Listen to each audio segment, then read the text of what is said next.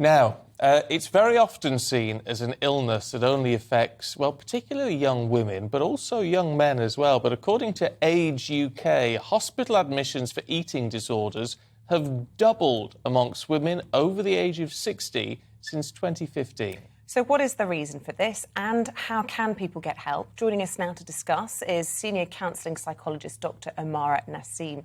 Good morning to you. A really worrying trend that has developed here and in recent years. What do you attribute it to? I think you're quite rightly mentioning that puberty can be seen as a gateway or window of vulnerability for young females, and similarly, menopause can act as a window of vulnerability for older women and females.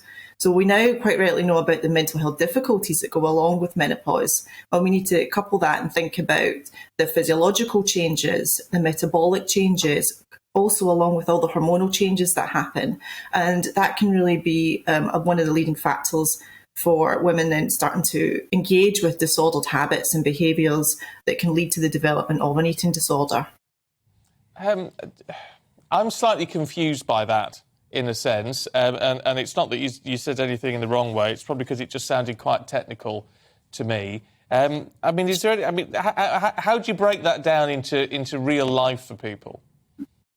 Okay, so if we think about all the stresses that are happening around us in a post-pandemic world, coupled with going through something like the menopause and all the range of changes that are going on internally for a woman in her body. Now, fluctuating hormones, dealing with the effects that has on our mood and our emotions, and along with weight gain or weight fluctuations, difficulty in losing weight, and it may be that women definitely notice a difference in their shape and fat distribution in their body.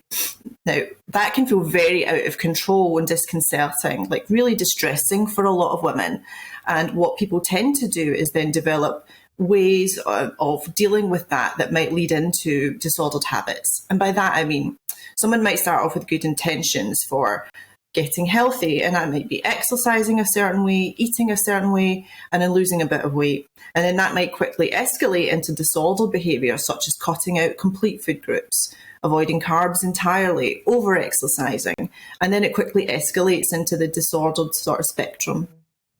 And I suppose, you know, the menopause is nothing new. It's been around for a long time, but I suppose we talk a lot at the moment. We had World Mental Health Day yesterday about this epidemic in mental health problems. This falls into that, doesn't it? And I suppose you combine that with the menopause, and it's no surprise then that we're seeing this growth in this particular demographic.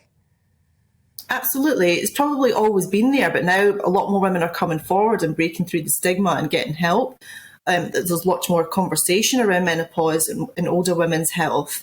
And also when we think about the drive for mental health and how we're all talking about this and there's language for this now, it's wonderful now that a lot of women will be stepping up and getting the help. And maybe now they're also being asked questions by GPs a lot more and being able to be picked up in the healthcare system.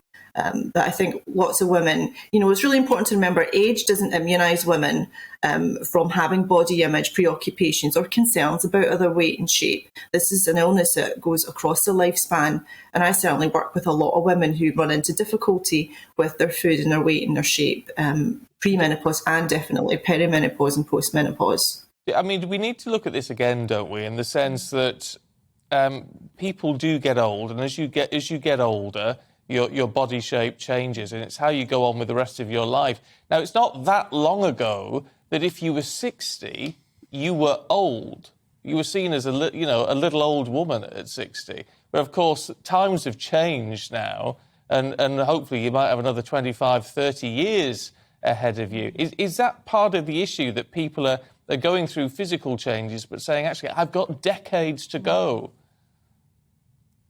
Yes, absolutely. And I think there's also the pressure around how we look that's exacerbated by social media. And I think we need to normalise ageing and the changes that happen in the body, in the brain, in the mind. Like all of us age. It's really a privilege to be able to grow old in this day and age and world, in the world we live in. And normalising that our bodies do change in life.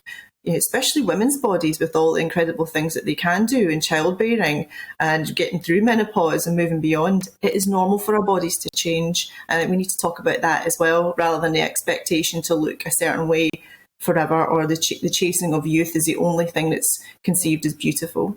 Well, I love that note to end on. It really is a privilege to grow old. Dr. Omara Naseems, thank you. Always lovely to have you on the programme.